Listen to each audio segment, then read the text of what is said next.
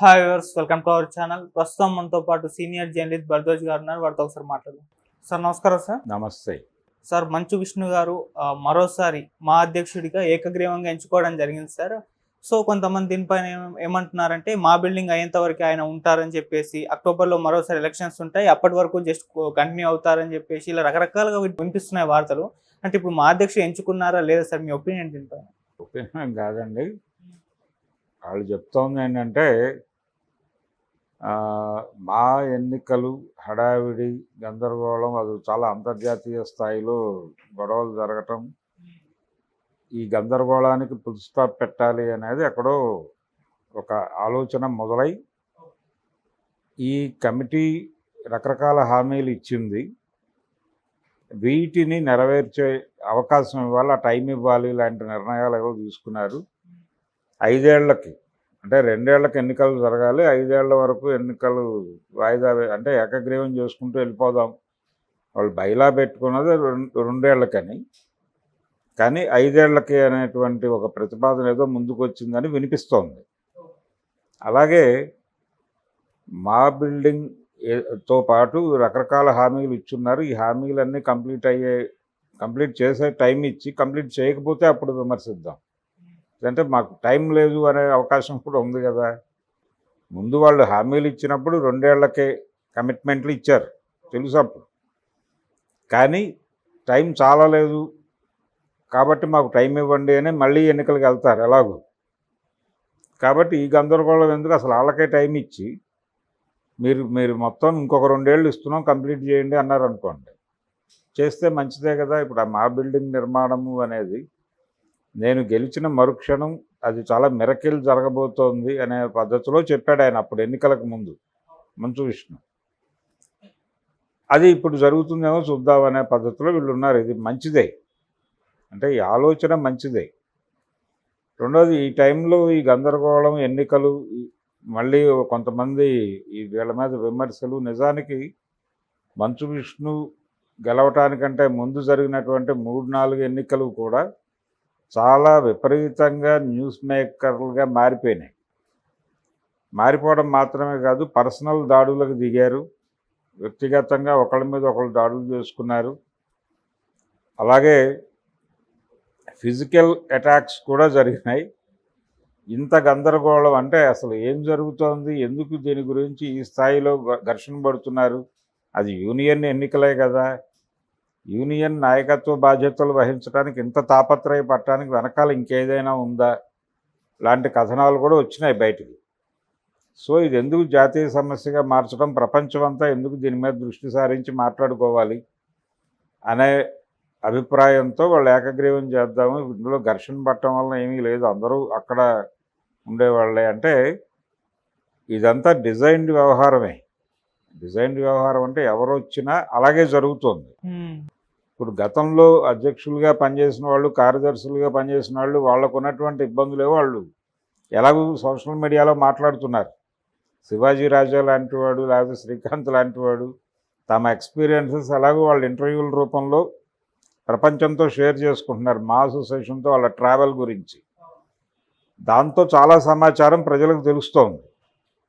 దానికి అదనపు సమాచారం జోడించడం ఎందుకు ఈ ఎన్నికల వ్యవహారం ద్వారా అనే ఉద్దేశంతో ప్రస్తుతానికి పెద్దలందరూ కూర్చుని ఈ గందరగోళానికి కొంచెం ఆపి అతన్నే కొనసాగనివ్వండి. ఆ కొనసాగే ప్రాసెస్లో అతను ఏదైతే హామీ ఇచ్చాడో అది నెరవేర్చమని చెప్దాం. రఘుబాబు సెక్రటరీగా ఉన్నట్టున్నాడు, కరాటే కళ్యాణి, వాణి వీళ్ళందరూ ఉన్నారు. వీళ్ళందరూ కలిసి ఇప్పుడు ఏకగ్రీవం అయింది కాబట్టి కూర్చుని మాట్లాడుకొని కనీసం నెక్స్ట్ మళ్ళీ ఎన్నికలు వచ్చే వరకు, అంటే 5 ఏళ్ల వరకు నడపచ్చు, దీన్ని నడపాలి అనేటువంటి ఒక ప్రతిపాదన ఉంది. కానీ 2 ఏళ్ళకి మళ్ళీ ఎన్నికలు జరగాలి. మరి అప్పుడు పొడిగిస్తారా, ఇప్పుడే ఏదన్నా బైలా సవరించుకుంటారా అనేది చూడాలి. ఏదైనా ఈ 5 ఏళ్ళ ఇంకొక 2 ఏళ్ళ అనేది పక్కన పెడితే, నెక్స్ట్ ఇప్పుడు ఏదైతే వాళ్ళకి ఏకగ్రీవం చేస్తూ టైం ఇచ్చారో ఆ టైంలోపు మా భవన నిర్మాణంతో సహా వాళ్ళు ఇచ్చినటువంటి అన్ని హామీలు నెరవేరుతాయి అనే పద్ధతిలో వాళ్ళ దగ్గర నుంచి ఒక అండర్టేకింగ్ తీసేసుకుని, ఓకే, అవి కంప్లీట్ కాకపోతే ఏమిటి అనేది కూడా మాట్లాడేసుకుంటే బెటర్ అవుతుంది. అలాగే వాళ్ళు ఈ 2 ఏళ్లలో అవి సెటిల్ చేయకపోవడానికి ఉన్నటువంటి ఇబ్బందులు ఏమిటి టెక్నికల్గా అనేది తెలుసుకుని దానికి పరిష్కారానికి ఇండస్ట్రీ తమ వంతు సాయంగా ఏం చేయొచ్చు అనేది కూడా డిజైన్ చేసుకోగలిగితే, ఇప్పుడు ఎలాగూ ఏకగ్రీవం చేశారు కాబట్టి ఆవాజ్తో హమ్ ఏక్ హై అనేటువంటి నినాదం ఇచ్చినట్టే. ఆ స్పిరిట్ని నిలబెట్టుకోవాలంటే వాళ్ళు ఎందుకు ఈ 2 ఏళ్లలో ఇది చేయలేకపోయారు అనే దాని మీద ఒక చర్చ జరిపి, ఇప్పుడు రాబోయే 2 ఏళ్లలో అవి చేయటానికి వీళ్ళందరూ ఒక్కటై అందరూ కలిసి దానికి ఏదైనా చేస్తే అయిపోతుంది. ఆ స్పిరిట్ అంటే ఇప్పుడు ఏకగ్రీవం చేయటం వెనకాల ఏ స్పిరిట్ అయితే కనబరిచారో ఆ స్పిరిట్ని సమస్యల పరిష్కారానికి కూడా చూపించాలి. చూపిస్తే దీనికి ఒక అర్థం ఉంటుంది. లేకపోతే ఇలా 2 ఏళ్లకు ఒకసారి కొట్టుకోవటమే బెటర్గా ఉంది కదా అనే అభిప్రాయం వ్యక్తం అవుతుంది. చాలామంది రకరకాలుగా మాట్లాడేస్తారు కూడా. కాబట్టి ఈ నిర్ణయం మంచిదే. ఈ నిర్ణయం తీసుకోవటం అనే దాని మీద ఇంకొంచెం వాళ్ళు డెప్త్కి వెళ్ళి జనాలతో కూడా ఇంటరాక్ట్ అయ్యి మాట్లాడితే బాగుంటుంది. అంతే తప్ప ఏదో మేము పొడిగించేసాం, ఏకగ్రీవం చేసాం, 5 ఏళ్ళు చేస్తున్నాం, డెమోక్రటిక్గా బాగానే ఉంది. కానీ వాళ్ళ మీద మీరు పెట్టిన బాధ్యతలు ఏమిటి, ఏ రకమైన అండర్టేకింగ్లు తీసుకున్నారు వాళ్ళ దగ్గర నుంచి, ఏ రకమైన హామీలు పొందారు, ఈ ఏకగ్రీవం అనేటువంటి ప్రతిపాదన ఎలా వచ్చింది, దీనికి సంబంధించినటువంటి ఒక వైట్ పేపర్ ఒకటి రిలీజ్ చేయొచ్చు వాళ్ళు మీడియాకి. చేస్తే ప్రపంచానికి దీని మీద ఒక అవగాహన వస్తుంది ఒకటి. రెండోది వాళ్ళకు కూడా ప్రపంచానికి విషయాలు తెలుసు అనేటువంటి ఒక భయం ఉంటుంది. ఆ భయం ఉంచి వాళ్ళకి ఆ స్పిరిట్ని వీళ్ళు కూడా కంటిన్యూ చేసి మేమందరం కలిసి ఆ భవన నిర్మాణంలో పాలు పంచుకుంటాం, అలాగే ఇతర హామీలను నెరవేర్చడానికి కోసం కూడా మేమందరం కలిసి ముందుకు కదులుతాం, మా మధ్య ఏ రకమైనటువంటి భేదాభిప్రాయాలు లేవు, మేమందరం ఒక్కటే అనే స్పిరిట్ని రెగ్యులర్గా ఎప్పటికప్పుడు ప్రపంచానికి కన్వే చేయగలిగితే మా ఎన్నికలు అనే ఒక విచిత్రమైన సర్కస్ ఫీట్లు జరుగుతాయి అక్కడ అనే అభిప్రాయం ఉన్నటువంటి ప్రజలందరూ కూడా అభిప్రాయం నుంచి బయటకు వస్తారు. ప్రజలను ఆ అభిప్రాయాల నుంచి బయటకు తీసుకురావాలనేది కూడా ఈ ఏకగ్రీవం వెనకాల ఉండేటువంటి ఒక హిడెన్ ఎజెండా కావచ్చు. కానీ అది మీ ఎజెండా సక్సెస్ కావాలంటే మీరు కూడా అంతే డెమోక్రటిక్గా వ్యవహరించాల్సి ఉంటుంది. అందుకని ఏకగ్రీవం చేయటం గొప్పేం కాదు, దాన్ని నిలబెట్టుకోవటానికి మీరు ఏం చేస్తున్నారు అనేది చూడాలి. ముందు వాళ్ళు హామీలు ఇచ్చినప్పుడు 2 ఏళ్లకే కమిట్మెంట్లు ఇచ్చారు తెలుసు అప్పుడు.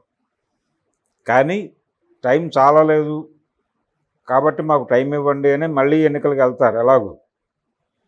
కాబట్టి ఈ గందరగోళం ఎందుకు, అసలు వాళ్ళకే టైం ఇచ్చి మీరు మొత్తం ఇంకొక 2 ఏళ్ళు ఇస్తున్నాం కంప్లీట్ చేయండి అన్నారు అనుకోండి, చేస్తే మంచిదే కదా. ఇప్పుడు మా బిల్డింగ్ నిర్మాణము అనేది నేను గెలిచిన మరుక్షణం అది చాలా మిరకిల్ జరగబోతోంది అనే పద్ధతిలో చెప్పాడు ఆయన అప్పుడు ఎన్నికలకు ముందు మంచు విష్ణు. అది ఇప్పుడు జరుగుతుందేమో చూద్దామనే పద్ధతిలో వీళ్ళు ఉన్నారు. ఇది మంచిదే, అంటే ఈ ఆలోచన మంచిదే. రెండోది ఈ టైంలో ఈ గందరగోళం ఎన్నికలు మళ్ళీ కొంతమంది వీళ్ళ మీద విమర్శలు. నిజానికి మంచు విష్ణు గెలవటానికంటే ముందు జరిగినటువంటి 3-4 ఎన్నికలు కూడా చాలా విపరీతంగా న్యూస్ మేకర్లుగా మారిపోయినాయి. Okay sir, thank you so much. Thank you.